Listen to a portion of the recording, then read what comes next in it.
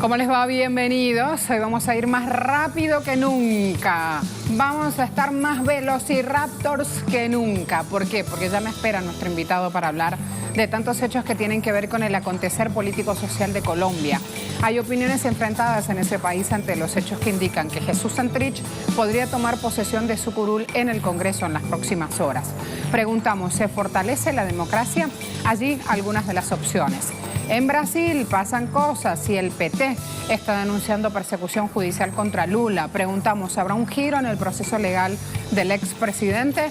Vamos a arrancar. En redes sociales tenemos presencia en Twitter. Allí están estas preguntas colgadas para que se sume. Y en Instagram también tenemos nuestro usuario Agenda Abierta.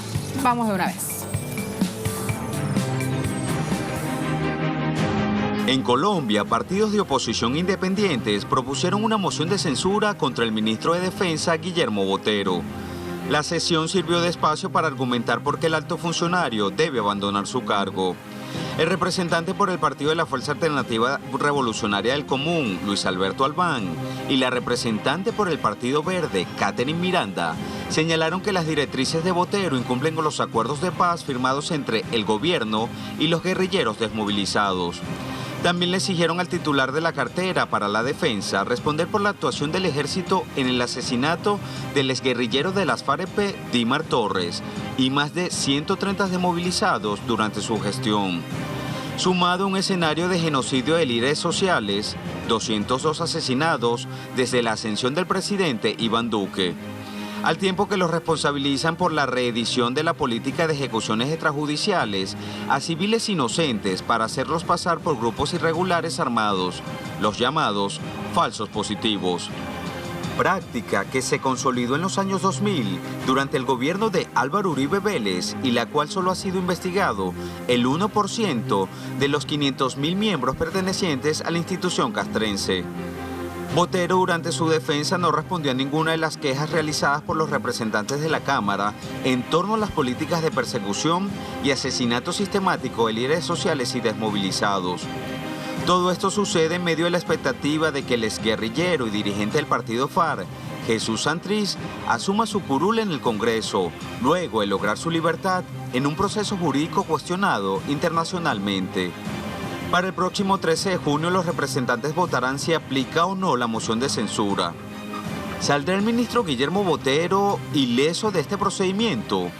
En caso de que se aplique, el Estado colombiano iniciará una investigación contra el alto funcionario. ¿Está comprometida la gestión de Iván Duque con los acuerdos de paz? Analizaremos este tema hoy en Agenda Abierta.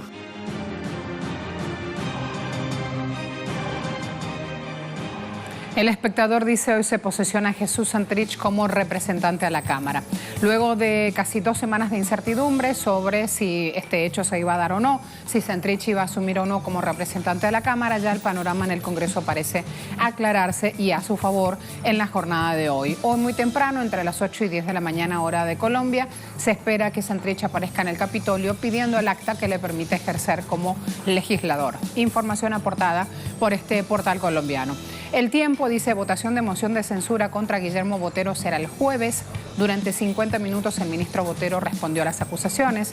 Sobre la muerte de Dimar Torres, Botero dijo, ministro de Defensa aún, que tras el crimen solo podía callar o entregar la versión que a él se le había dado. Y dejó clara entonces su propia versión, que es la versión del cabo Eduardo Gómez, que es uno de los involucrados en esta acción. Luego, el parlamentario del partido Fuerza Alternativa Revolucionario del Común, Carlos Lozada, moción de censura a Botero por sus irresponsables declaraciones, tratando de justificar el asesinato de nuestro compañero Dimar Torres, un hombre que dejó las armas para apostarle a la paz y fue asesinado por el ejército. Allí el tuit que ponía en redes sociales. La congresista por Alianza Verde, Catherine Miranda, caso de Dimar Torres no es excepcional, dice ella. Evidenciamos que hay más de 17 casos de violación de derechos humanos bajo el mando del ministro Botero en la cartera de defensa. Moción de censura a Botero. Allí cada uno va dando justamente su opinión. La agencia Prensa Rural dice todo eso mientras avanzan las amenazas contra la vida de líderes sociales. También en ese punto se quedan aquí. En grave riesgo, lideresa del sur de Córdoba tras amenazas en su contra. La lideresa se llama Paola Jaraba. es una reconocida activista de derechos humanos de Tierra Alta, Córdoba, fundadora de una plataforma municipal de derechos humanos y democracia, hace parte del miembro del Consejo de Paz y en proceso de restitución de tierras. Fue amenazada de muerte con un atenuante. La expulsaron del pueblo, la sacaron de su residencia. Hace pocos días ella daba declaraciones y alertaba justamente sobre su situación. Hace pocos días en Tierra Alta, el líder social Albeiro Begambre, también miembro de este Consejo de Paz y aspirante a la alcaldía por la Unión Patriótica, fue asesinado, así como un reincorporado de las FARC-EP. Del mismo modo, un desplazamiento indígena masivo se dio por un enfrentamiento de grupos armados ilegales y asesinato en menos de 24 horas de 2 personas y heridas con armas de fuego bajo el mismo modus operandi en esta zona rural del municipio. Como ven, hay toda una amenaza desplegada sobre la vida, sobre la integridad física y psicológica, no solo de Paola Jaraba, sino también de quienes están luchando por una Colombia mejor, por una Colombia inclusiva, por una Colombia que tenga como materia aprobada la materia de los derechos humanos. Allí entonces ese tema planteado. Me voy a contarles un poco más de quién es el ministro de Defensa, aún ministro de Defensa de Colombia. Guillermo Botero es un hombre, allí van a tener las imágenes, presidente de la Federación Nacional de Comerciantes, que es una empresa que se encarga de promover políticas estatales que permitan el libre mercado, también va a aparecer como un punto en su currículum. Está a favor justamente por ese rol de políticas de privatización de tierras y de servicios. Allí están viendo su rostro, el jueves se conocerá qué es lo que ocurre. ¿De qué se le acusa? Vamos a chequear también. Encubrimiento de un fusilamiento. Dimar Torres fue fusilado. Dimar era un ex guerrillero de la FARC-EP. ¿A quién acusan? A las fuerzas militares que preside este hombre. Autor intelectual de 283 ejecuciones extrajudiciales en La Guajira y en el César. También dicen que el ministro de Defensa debe responder por casos de encubrimiento de masacres a pueblos indígenas. Así planteadas las situaciones, también hay que decir que lo acusan por ocultar casos de violación sexual, hechos cometidos por componentes del ejército colombiano, de torturas dentro de bases militares, de la propia Fuerza Armada del país, de asesinatos sistemáticos contra desmovilizados de FARC, asesinatos sistemáticos contra líderes y lideresas sociales. Todo ese combo de acusaciones tiene el ministro de Defensa. A esta hora vamos a ir a ver qué se está hablando sobre el tema y sobre distintos puntos que se van a dar en esta jornada hoy en Colombia. Tatiana Portela, te sumamos. ¿Cómo te va? Un saludo muy especial para usted y para todos nuestros televidentes. Pues bien, el día de ayer la Comisión de Verificación le dio vía libre a la curul del congresista Jesús Santrich, quien después de permanecer más de 13 meses privado de la libertad, hoy entonces se posicionaría como representante a la Cámara. Esto se dio tras 3 votos y 2 en contra, 2 objeciones de conciencia que presentaron miembros del partido político Centro Democrático y del Partido Conservador. Ahora bien, ¿qué se espera después de esto? Lo que se debe tramitar es esta acreditación al presidente de la Cámara, Alejandro Chacón, quien deberá juramentar a Jesús Santrich en este cargo como congresista de la República. Es decir, incluso el mismo día de ayer se conoció que el mismo congresista de la República que estaba ocupando esa curul de Jesús Santrich, hoy ha entregado ya esa curul para que Jesús Santrich pueda ocuparla en el Congreso de la República. A esto el presidente Iván Duque le pidió a la Procuraduría General de la Nación que frenara esta curul. Sin embargo, hemos podido hablar con varios abogados para saber si esto se puede dar o no. Y es decir, nos han respondido que no hay competencia de la Procuraduría para empezar a detener esta curul en la Cámara de Representantes. Es decir, que el día de hoy estaríamos esperando que Jesús Santrich llegue hasta el Congreso de la República para posesionarse luego de quedar en libertad el pasado 30 de mayo. Ahora bien, cambiando de tema, el día de ayer se dio a cabo la moción de censura por parte, o más bien al ministro de Defensa Guillermo Botero, por parte de varios miembros de partidos de oposición, quienes han traído a colación varios de los argumentos por los que hoy el ministro de Defensa no debería ocupar ese alto cargo en el gobierno de la República. El primero de ellos tiene que ver con sus declaraciones ante los medios de comunicación y en alocuciones frente a los asesinatos de líderes sociales, que para él en varias declaraciones tiene que ver con la conexión que tendrían aparentemente, supuestamente el ministro de Defensa, los líderes sociales con estructuras criminales y asimismo como ha dado declaraciones frente a la estigmatización de la protesta social.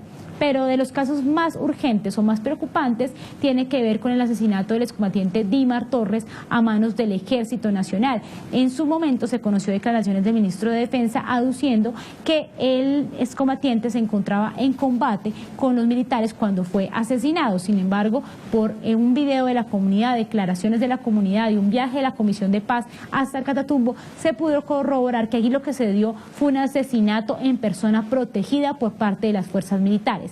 Eso y las revelaciones del New York Times frente a las nuevas ejecuciones extrajudiciales que vendrían desde los altos mandos de las fuerzas militares es por lo que se da esta censura.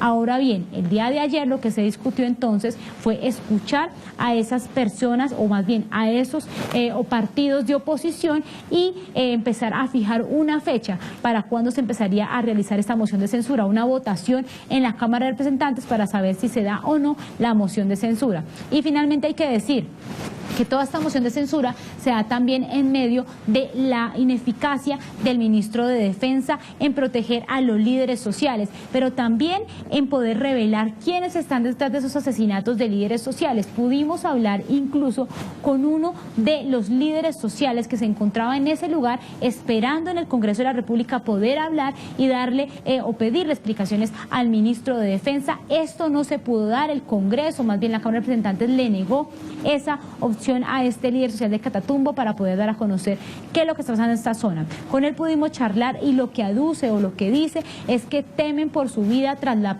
presencia de las fuerzas militares, no confían en las fuerzas militares, y allí lo que revela es lo que han dicho varios analistas. El ministro de Defensa hoy no tiene ni la disposición ni la voluntad política para proteger a los líderes sociales, para poder proteger, digamos, las zonas de esas estructuras criminales, para poder garantizar los derechos de las comunidades que salen a protestar y por supuesto para proteger a esos excombatientes que están en reincorporación. Por eso y muchas cosas más, lo revelado por el New York Times sobre las ejecuciones extrajudiciales, se da esta censura contra el ministro de Defensa Guillermo Botero, que se espera que en las próximas semanas avance para saber si esta persona dejará o no el cargo del Ministerio de Defensa. Muchas gracias. Me voy de inmediato al espacio de análisis con Álvaro Villarraga, politólogo, experto en temas de derechos humanos y en temas de conflicto. Profe, ¿cómo le va? Buena jornada. Marcela, muy buenos días, y a todos quienes están sintonizados con Telesur, un mejor día. Muchas gracias. ¿Cuántas cosas pasan hoy en su país? ¿Por dónde empezamos? Siempre hay un cúmulo de hechos en un país lleno de conflictos, de contradicciones, pero también de esperanzas por la paz. Entonces, o empezamos por la esperanza que implica mover y plantar de manera definitiva los cimientos de una democracia con Santrich y la posibilidad de que hoy se siente en su curul. El caso de la posesión hoy en la Cámara de Jesús Santrich, en un contexto general hay que verlo como un hecho que afirma el proceso de paz, el acuerdo firmado. Es de advertir que las FARC, convertida en partido político, hecha su inserción en condiciones de muchas tensiones muy difíciles, como es conocido, ha sido un partido que ha sido coherente con los compromisos asumidos con la paz. Naciones Unidas, que verifica el proceso, la comunidad internacional que lo acompaña de manera tan cercana, y creo que no hay voz interna en el país que pueda negar que las FARC ha venido cumpliendo de manera cabal, correcta, con dignidad, con iniciativa política, y su participación en el Congreso es una participación de altura, es una participación incluso que no le ha hecho juego a las provocaciones de la extrema izquierda, que ha llegado a contribuir con acciones de control político, con iniciativas legislativas, hace parte de las bancadas de centro izquierda comprometidas con la paz y hace parte de una gran convergencia que se ha tornado este año mayoritaria con sectores independientes y de centros en pro de la paz.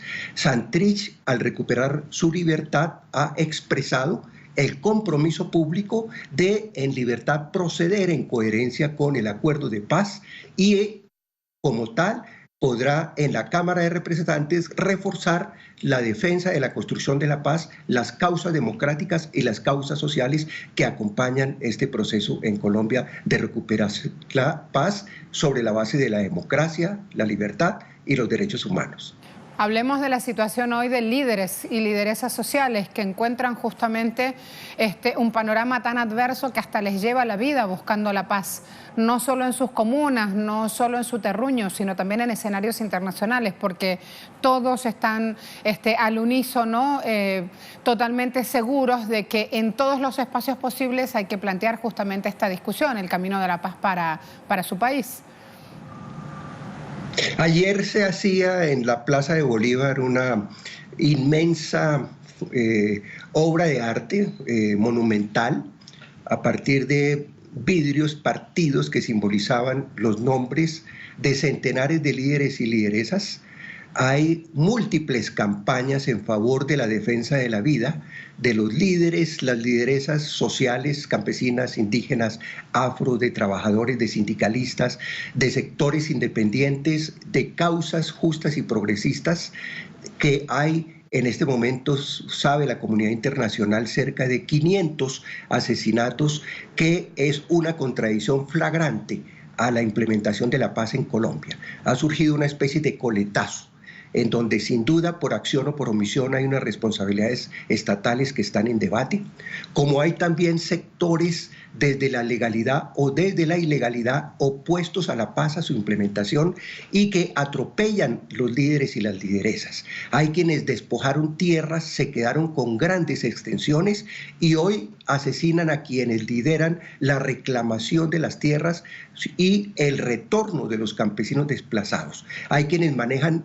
negocios ilegales de minería, negocios ilegales de narcotráfico y la implementación del estatus del acuerdo de paz, que implica la normalización de los territorios, la presencia garantista del Estado y proyectos económicos en la legalidad, choca con los intereses de estas redes. Hay rezagos activos del narcoparamilitarismo, lo que está sucediendo, por ejemplo, en Córdoba, que está muy azotado.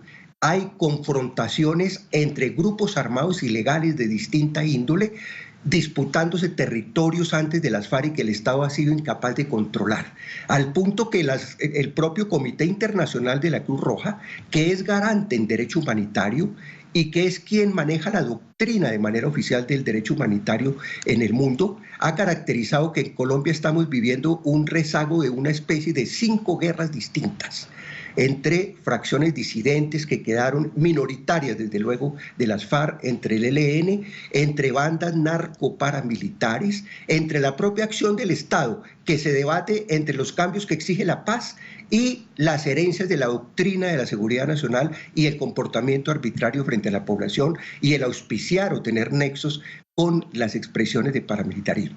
De manera que esa es la compleja situación y el contexto que afecta de manera tan grave a los líderes y las lideresas sociales hoy en Colombia. Quiero preguntarle también en ese contexto por la actuación de las autoridades que deberían cuidar a los ciudadanos en vez de reprimirlos, o estoy hablando específicamente ahora de la actuación del ministro de Defensa, o en su defecto vamos a tener un cambio en esta función, va a existir una clave distinta en cuanto al cumplimiento de funcionario público con este ministro, que el jueves se espera una respuesta por parte del Parlamento. El ministro Botero de Defensa está en el ojo del huracán, como suele decirse. Ayer hubo un debate de control político en la Cámara de Representantes. Se suspendió, aún no llegó a conclusión, está citado para la semana entrante, el día miércoles. Es un debate absolutamente justo y necesario. En resumen, recordemos que es un ministro que desde el instante en que llega a asumir el mandato, su discurso, sus propuestas, incluso del orden legislativas, es minar, desconocer las garantías de la protesta social y las propias garantías de los líderes y las lideresas en las regiones. El ministro se ha expresado en contra de la legitimidad y la legalidad de las protestas sociales. Les ha hecho señalamientos. De manera infundada señala que las organizaciones y los movimientos sociales que protestan exigiendo derechos son organizaciones que tienen supuestamente vínculos con grupos armados ilegales y con economías ilegales.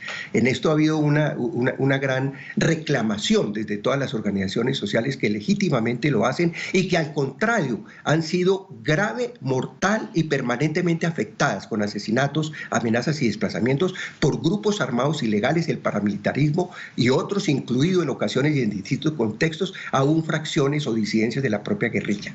En segundo lugar, es un ministro que de manera absolutamente olímpica y de manera absolutamente sorprendente, ante el hecho de que las fuerzas militares hayan capturado, ejercido malos tratos, hay denuncias de torturas, hay irrespeto con el cadáver. Hubo un intento, me refiero al caso famoso de Dimer Torres, famoso como denuncia, una estructura de las fuerzas militares en Catatumbo buscó ocultar los hechos, los negó, intentó sepultar el cadáver y aún con toda esa serie de evidencias, con la valentía en que los campesinos de la zona penetraron a la parte donde estaban los militares, conocieron mediante su movilización civilista, valiente y digna, conocieron los hechos, conocieron la fosa, conocieron las circunstancias del cadáver, las circunstancias del cuerpo, y ante todas esas evidencias, un ministro lo mínimo que debía haber hecho era comprometerse a una investigación al interior de las fuerzas militares, qué había pasado con esta estructura del ejército, y comprometerse y facilitar la actuación de la justicia. Pero no fue así. Negó los hechos, en la práctica los encubrió, negó esta sucesión de graves violaciones que se ejercieron contra esta persona, le creyó a uno de los autores materiales, que según las denuncias y los indicios fue quien directamente disparó 4 tiros de fusil en una situación de estar inerme, Dimer Torres, y creyéndole la versión, a la víctima la señala prácticamente como la responsable, hablando de un supuesto forcejeo, e inclusive se difundieron falsas noticias de que sería un integrante de las FARC, cuando a todas luces era un líder social que se había acogido al pacto de paz desde las filas de las FARC. De manera que ese es un hecho absolutamente gravísimo, inaceptable y que no es aislado, porque si bien no estamos en escenarios tan masivos de comisión de masacres, homicidios, desplazamientos como en otras épocas, hoy en día su volumen no es tan alto, excepto el asesinato de líderes sociales, que sí es masivo. En los casos de ejecuciones extrajudiciales, como este que compromete a las fuerzas militares, se han presentado ya más de 12 casos en los últimos años, que los ha documentado tanto la justicia interna como la justicia internacional se ha pronunciado y los han referido los informes de las Naciones Unidas. En tercer lugar, el ministro Botero tiene responsabilidad política, administrativa directa y militar también de mando con relación al plan operativo adoptado por el Ejército Nacional este año, que, como se conoció por las denuncias del New York Times, cambiaron los estándares de protección, rebajando la protección a la población civil de un estándar de protección del 80% a un margen entre el 60 y el 70%, y habilitando en la medición de la eficiencia, de nuevo, las bajas en combate. Esto, en resumen, fue lo que dio origen a las masivas violaciones de ejecuciones extrajudiciales, es decir, asesinatos cometidos directamente por las fuerzas militares en el contexto de la guerra, que se dieron contra al menos 5.700 personas civiles, pero que pueden llegar a ser 10.000 según las propias versiones de coroneles y miembros de la fuerza pública bajo las administraciones del presidente Uribe. Ahora, con el presidente Duque y bajo el ministro de Defensa actual, Guillermo Botero, se adopta este tipo de guía operativa de control y de resultados que daría lugar, sin duda alguna, a esta misma dinámica de los falsos positivos. La denuncia internacional e interna, el debate empieza a surtir resultados. Se ha anunciado que se va a cambiar este tipo de registro, pero esto se implementó desde principios de año. Y finalmente, digo también, este ministro Guillermo Botero es una persona que no muestra idoneidad para el cargo, ni ética, ni política, ni jurídica. No tiene apropiación de los temas. no solamente el hecho de auspiciar y permitir las circunstancias a que se hace referencia, sino incluso desde el punto de vista de sus intereses personales, es un ministro que a la vez es parte y directivo de empresas de seguridad que contratan desde años atrás y lo siguen haciendo con el Ministerio de Defensa. De manera que hay hasta elementos de tipo ético, elementos de tipo de su competencia y lo que pueden ser sus intereses en este momento en choque con las responsabilidades de un cargo que está siendo cuestionado por no solamente sectores de la izquierda democrática, sectores de centro independiente, sino por otras voces progresistas y sensibles a la problemática que ello significa. Esperamos que el debate surta sus resultados, no solamente en términos de la necesidad de que salga un ministro tan incompetente, tan arbitrario y tan comprometido en tantos hechos negativos, sino porque también la necesidad de la paz necesita que el Ministerio de Defensa, que las fuerzas militares y policiales estén guiadas por una política de transición, de reforma, de protección de la ciudadanía y de garantismo, que es lo propio como presupuesto para construir una paz estable y duradera en Colombia. Gracias, profesor. Bueno, Marcela, muy amable, y a todos quienes nos escuchan.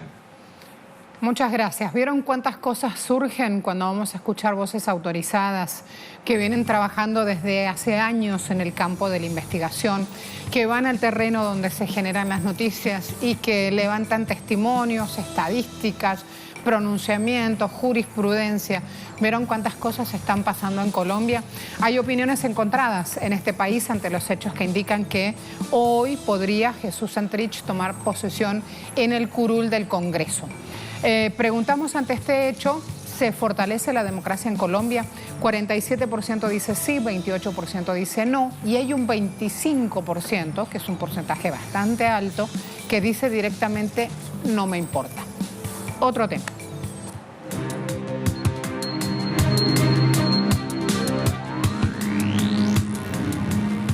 Las pymes, las pequeñas y medianas empresas de Alemania, ven a China como un socio comercial más fiable que Estados Unidos.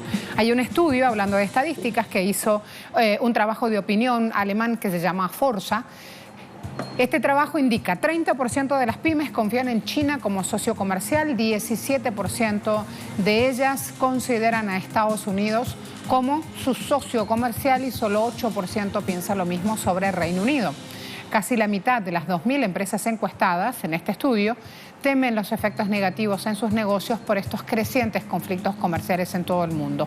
42% de estas pymes también temen que la política exterior y comercial estadounidense pueda dañar sus negocios. Exportaciones de Corea del Sur registraron una caída quinto mes de este año. Son datos oficiales. Revelan que las exportaciones decrecieron 9,4% al cierre del mes pasado frente a idéntico mes del año anterior. Siempre en economía se compara así. Mes del 2018 contra mes del 2019. Exportaciones de semiconductores, uno de los principales rubros de la economía surcoreana, retrocedieron, o sea que cayeron, disminuyeron 30,5% en mayo en relación al mismo mes del año anterior. Ventas minoristas experimentaron un crecimiento de solo 1,4% interanual y esto a su vez supuso un descenso en relación al promedio de 1,7% logrado en el primer trimestre de este año. Nos preparamos una pausa, hay otros temas para abordar, ya le contamos más. En Brasil, documentos inéditos revelaron estrategias políticas por detrás de la Operación Lava Jato, la mayor investigación de la Policía Federal contra la corrupción. El portal de Intercept divulgó una serie de conversaciones que revelan que jueces trabajaron para impedir que el Partido de los Trabajadores saliese victorioso en las elecciones pasadas. Por la acción de los magistrados responsables por la Operación Lava Jato, el expresidente Luis Ignacio Lula da Silva fue condenado en 2 instancias judiciales y está detenido desde el pasado 7 de abril de 2018. Nombres como el encargado por la Lava Jato en la Fiscalía General, Deltan Dallagnol, y el ministro de Justicia, Sergio Moro, tuvieron conversaciones de teléfono filtradas que demuestran sus movimientos para impedir que Lula concediera entrevistas y favoreciera a Fernando Haddad en la disputa presidencial durante la segunda vuelta. por lo que la Suprema Corte del país decide hoy si aprueba o no la anulación del proceso contra Lula y le concede su libertad. La Orden de Abogados de Brasil también propone que el ministro Sergio Moro y el procurador Deltan Dallagnol sean alejados del puesto. Ninguna autoridad ha desmentido la veracidad del contenido divulgado y según editores del portal The Intercept, lo que fue divulgado representa el 1% de todo material recibido. Brasil está de cara al mayor escándalo judicial de su historia. ¿Será la primera derrota de la administración Bolsonaro?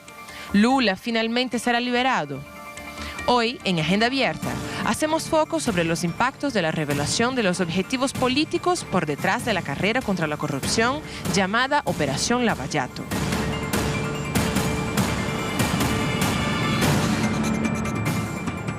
Nocaute dice, Gilmar Méndez libera pedido y Suprema Corte puede decretar libertad de Lula este martes. El ministro Méndez del Supremo Tribunal Federal liberó jornada de ayer una demanda de libertad presentada por el expresidente Lula da Silva. Hay expectativa de que el pedido sea analizado y hoy mismo tenga una respuesta o el día 25 de junio por el segundo turno en este mismo tribunal.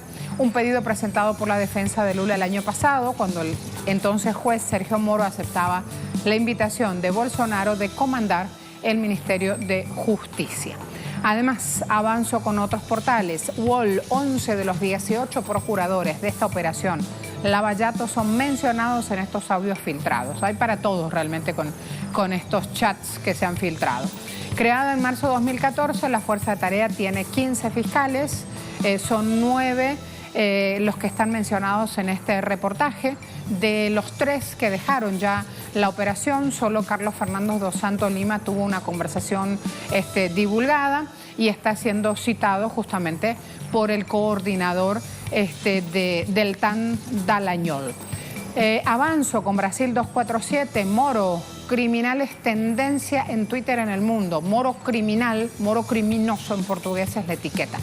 Está entre las etiquetas mencionadas no solo en Brasil, sino en todo el mundo. Los internautas hablan exclusivamente sobre el tema desde que publicaron los reportajes sobre el intercambio de mensajes. Después del hecho, esta etiqueta representa una avalancha de pronunciamientos en redes sociales y también esto mantiene justamente este tema o los cuestionamientos muy arriba.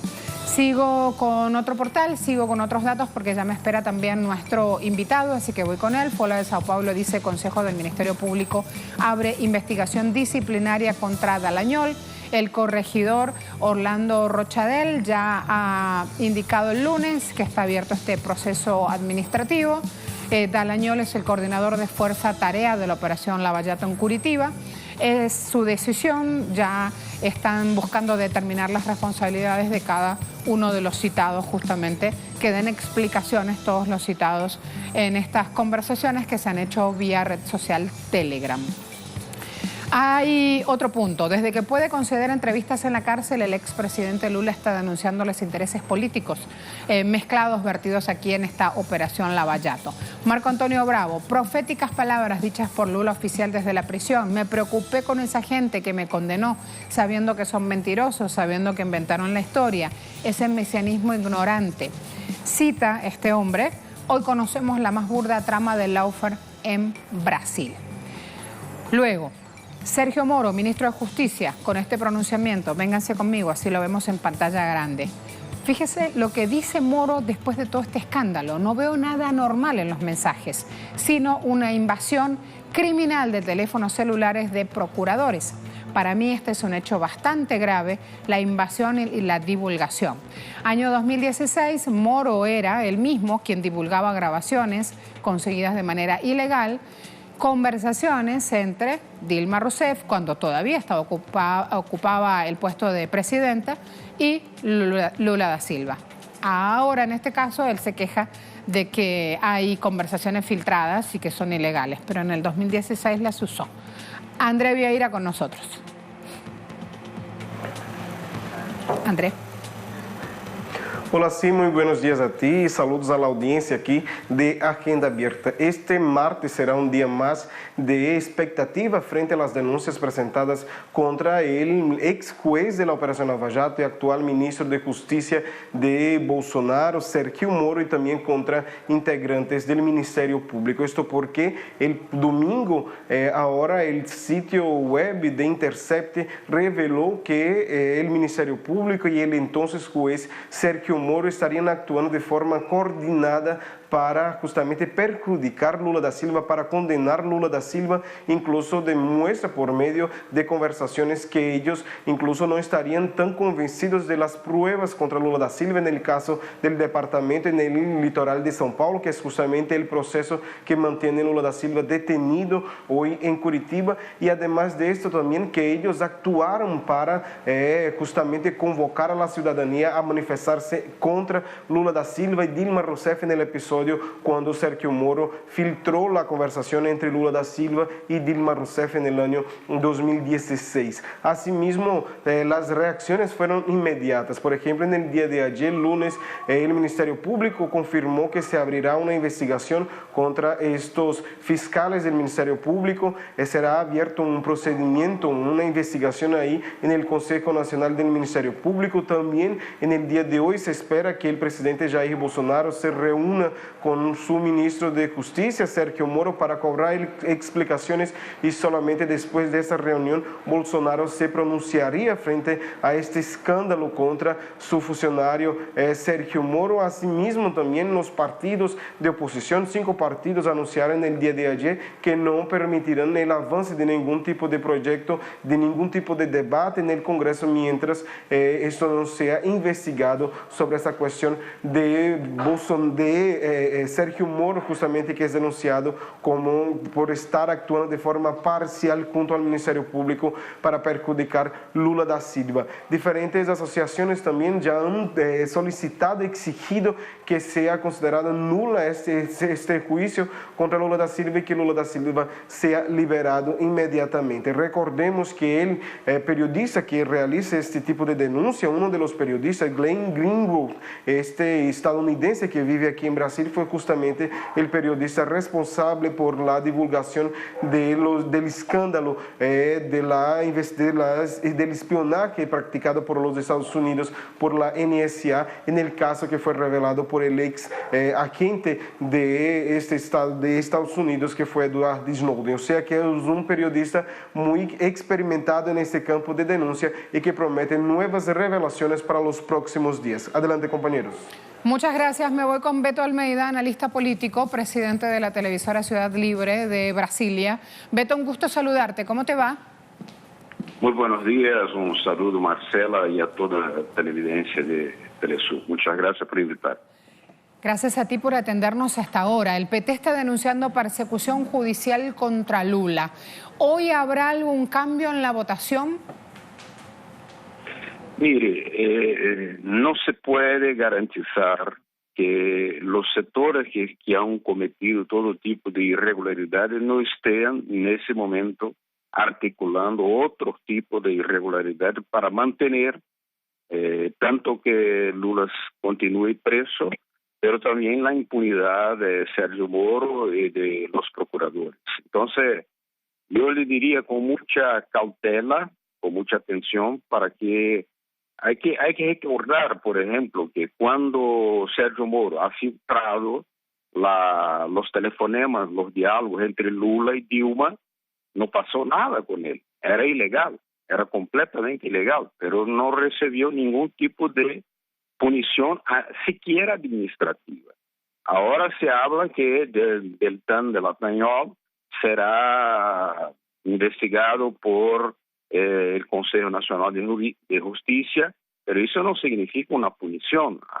La cobertura que los medios de comunicación están haciendo en ese momento en Brasil es para naturalizar los diálogos, diciendo que son cosas de gente conocida que estaba trabajando muy bien para prender corruptos. Entonces, hay una actitud de dar cobertura, pero evidentemente eso provoca una contradicción cada vez mayor en un gobierno que está perdiendo la popularidad, y ahí sí ahí sí podría surgir un hecho nuevo que pueda redundar en la liberación de Lula, desde que la huelga general, que tenga mucha fuerza el día 14, con estas otras denuncias que están surgiendo, ahí sí puede promover un hecho político, una dinámica política mayor, con gente en la calle, y ahí sí determinar la liberación de Lula, que por lo visto se comprueba con ese dato, ese diálogo filtrado, que jamás debería estar preso, porque fue todo corrompido, todo ilegal, todo ilícito, desde el primer momento en la parte de la conducción de Sergio Moro. Tú me hablas, Beto, de tener cautela, de manejarnos con precaución, pero en realidad yo en tu voz siento temor. ¿Cuál es el temor? ¿A que la impunidad gane nuevamente terreno y ya esto ganaría incluso terreno en el campo jurídico y allí el mayor peligro? La cautela es porque no hay en ese momento un funcionamiento normal del Estado de Derecho en Brasil. Por lo tanto, el Supremo Tribunal Federal está bajo coacción.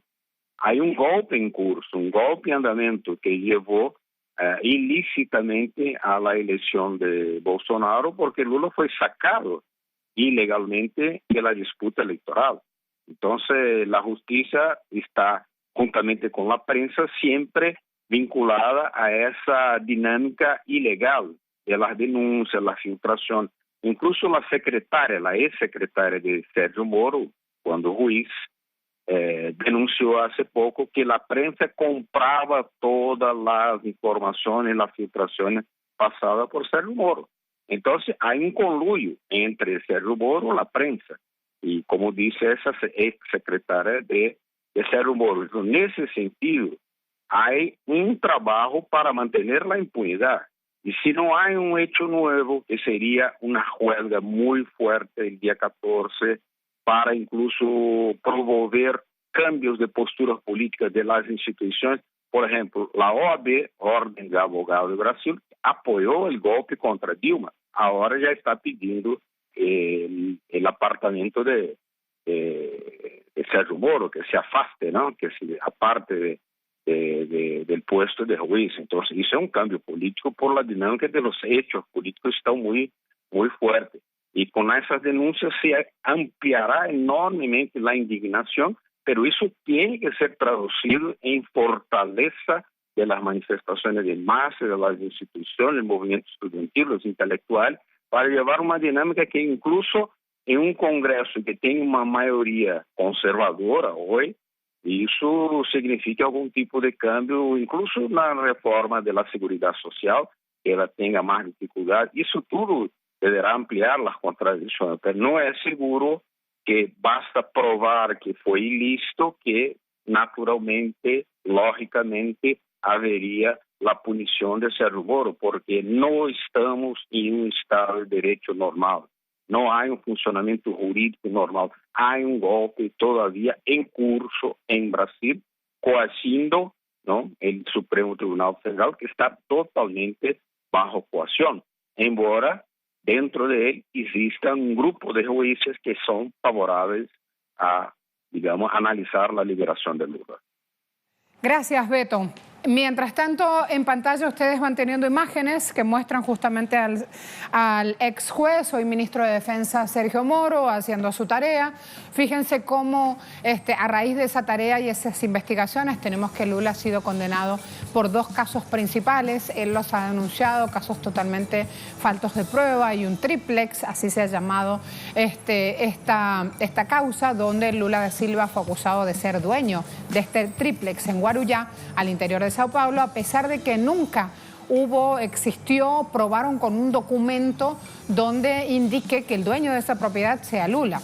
El expresidente está acusado además de ser dueño de este triplex, que inclusive el dueño que tiene la titularidad, el papel en su poder, ya lo ha puesto en venta. Imagínense entonces esta cuestión aquí dando la vuelta.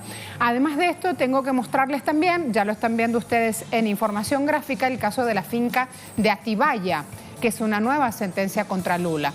Reformas en esta finca, reformas por $300.000 que se hicieron entre el 2009 y el 2014, en cambio de favorecer constructoras como OAS, Shaheen y Odebrecht. También estas reformas, no hay ningún documento que compruebe que esa finca está a nombre de Lula, sino que es el empresario Jacob Ittar, amigo del expresidente, y no hay actos que comprueben relación alguna o acciones de Lula para favorecer a estas empresas, porque en ese momento no ocupaba cargo o función pública. Cuando hablamos de la condena, ha recibido 12 años y 11 meses por estos supuestos lavado de dinero y corrupción, con una multa de más de $100.000 en el caso Atibaya, con un bloqueo de $4 millones en bienes que le pertenecen, que son suyos. Ha también recibido una sentencia de prohibición de ejercer un cargo público por 25 años y 10 meses. Cuando decimos qué es lo que está en juego, no solo es esta posibilidad de volver al cargo público, sino la posibilidad de volver a una vida en libertad. Así que tenga en cuenta toda esa información para este día, donde seguramente vamos a recibir novedades desde Brasil. El Partido de los Trabajadores, el PT, está denunciando una persecución judicial contra su líder, contra Lula da Silva. Preguntamos si habrá algún giro en el proceso legal que se le sigue al expresidente, y ustedes contestaron esto en Twitter. 66% tiene esperanza de que sí va a haber cambios en el curso legal. 16% dice no, y 18% deja muy clara su posición al decir, en la generalización, son todos políticos corruptos.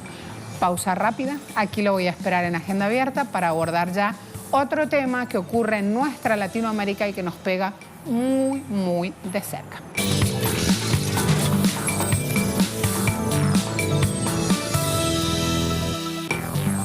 Último minuto, señores. Tatiana Portela desde Colombia en red social. Atención, dice Jesús Santrich se acaba de posesionar como congresista de la República.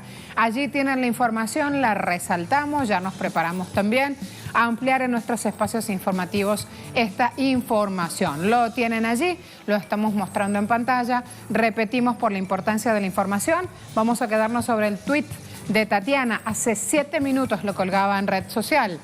Jesús Santrich se acaba de posesionar como congresista de la República. Hace minutos nada más abordamos en nuestra Agenda Abierta el paso que implicaba justamente en el camino hacia la paz, en el camino hacia el respeto a los derechos humanos, en el camino de cimentar la democracia de Colombia, que lo que se elige en urnas luego se cumpla. Allí entonces ya la disposición. Cuando aparezcan las otras informaciones ya serán las repercusiones de un hecho que a esta hora ya es noticia. Tatiana Portela es nuestra corresponsal en Colombia. Síganla, allí tienen Portela Telesur, L de Portela su apellido. Ese es el usuario en Twitter. Y empecemos entonces ya a caminar o a desandar este terreno para ir a nuestra América Latina. Yo les prometí antes de la pausa lo siguiente, que íbamos a revisar cómo está la situación de la educación en nuestros pueblos. Publimetro indica, alumnos del Nacional tomaron dependencias del establecimiento. Toma concretada pasada las 8:15 de esta jornada de lunes. El presidente del Centro de Estudiantes explicaba que el movimiento exige transformar todo el modelo educativo, el modelo. Dice, tenemos que sentarnos a hablar de educación, entender que la educación pública está en una crisis, comenzar a inyectar recursos, entender un modelo curricular de una nueva forma para que podamos estar en competencia y podamos tener la misma capacidad y equiparar la cancha con la educación privada. Indíquenme de qué país es, por favor, este portal, que no lo tengo presente, y luego de eso vamos a ir viendo también otros, porque vamos a estar analizando la región, echando una miradita global. Díganme a qué país pertenece ese portal mientras yo presento Caos en la Red. Docentes latinoamericanos, Chile, me indican. Ok. Paso ahora a Caos en la Red. Docentes latinoamericanos resisten contra la tecnocracia y las privatizaciones. Ponen fe en el conocimiento, lo declaran, practican públicamente y a diario. Son los que llamamos profesores, maestros, que en cada rincón del planeta se ocupan de que cada uno de los nuestros, niño o niña, se sume en corto tiempo a esta corriente milenaria que habla de progreso de la especie humana. ¿Quién podría perseguir o reprimir? ¿Quién osaría cercenar derechos de este pueblo al conocimiento? En Honduras, el sector de los docentes fue violentamente reprimido, mientras hacían protestas y paros están en ese plan desde hace varias semanas. Cientos de miles fueron también a la calle para repudiar los dramáticos recortes de presupuesto para la educación y la investigación científica en Brasil. Colombia, Chile, Puerto Rico, Costa Rica, Argentina, más allá de los matices propios de cada país, la homogeneidad de este cuadro en países gobernados por la derecha neoliberal responde sin duda a un patrón global. Realmente es para sentarnos a pensar como ciudadanos del mundo que somos en cada país qué es lo que está ocurriendo, y va a haber una clave que se repite, un mismo patrón que se repite, lamentablemente, y que va en desmedro nuestro de formarnos como ciudadanos del mundo que somos. Voy a aportarle otros datos, otros números, para conocer un poco más de este panorama. Mire, educación en América Latina, así estamos. Vamos a empezar por ahí, vamos a empezar poniendo las cosas, digamos, sobre cada espacio y sobre cada lugar.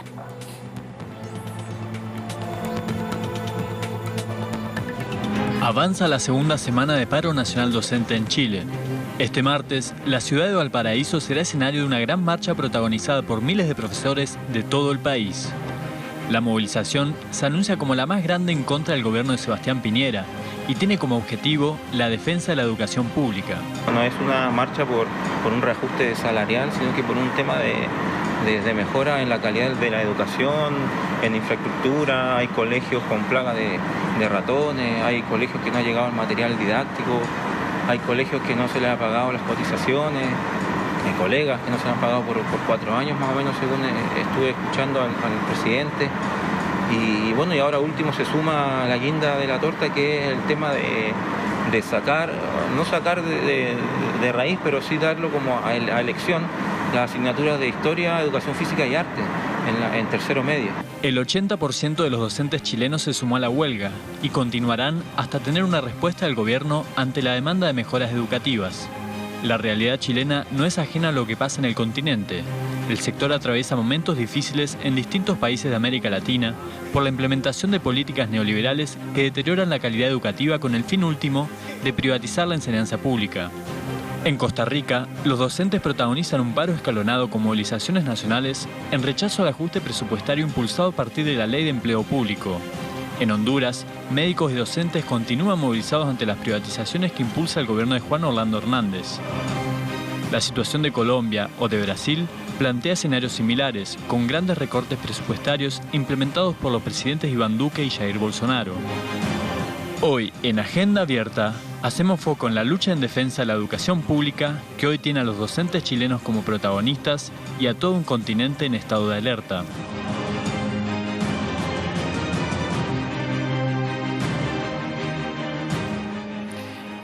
Atentos entonces a los hechos y a los sucesos en Chile, porque justamente nos van a mostrar una clave más de las varias que componen un mapa donde perdemos nosotros los ciudadanos, porque si los estados, los gobiernos representativos en ese momento recortan los sectores educativos, de la salud, de bienestar social, ¿a quiénes nos impactan? A nosotros. No me queda tiempo, se me ha puesto larga la cosa, pero quiero irme con esto. La Vinotinto, por lo que implica justamente, vaya mi amor a ampliar el video y nos vamos a ir despidiendo con esto. La Vinotinto le da la bienvenida al estratega don Francisco Pacho Maturana, quien se incorporó al cuerpo técnico de la selección, mírenlo con Dudamel, selección nacional, bajo el cargo de asesor técnico. Así llegaba la concentración en Cincinnati, fíjense la etiqueta que usó la Vinotinto, somos de talla mundial. Si tiene audio se lo dejamos. Hasta mañana.